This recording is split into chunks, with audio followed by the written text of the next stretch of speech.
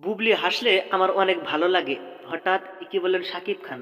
এ বিষয়ে বিস্তারিত জানতে চ্যানেলটি সাবস্ক্রাইব করে সম্পূর্ণ ভিডিওটি দেখতে থাকুন।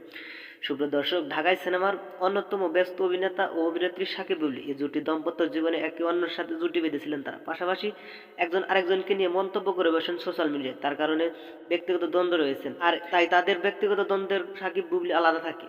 কিন্তু এবার সবকিছু পেছনে ফেলে দ্বিতীয় সন্তান বীর ও বুবলিকে নিয়ে ক্যামেরাবন্দী হয়েছিলেন শাকিব খান। এ খবর সামাজিক যোগাযোগ মাধ্যমে প্রকাশ করেন সাকিব বুবলি। হঠাৎ একই ফ্রেমে সাকিব বুবলি এ নিয়ে সোশ্যাল মিডিয়ায় ব্যাপক আলোচনা সমালোচনা। বলেছেন সব রাগ অভিমান বলে এক হলেন সাকিব বুবলি।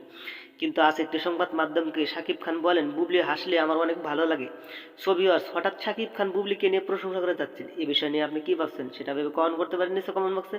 ধন্যবাদ পুরো ভিডিওটি উপভোগ করার জন্য।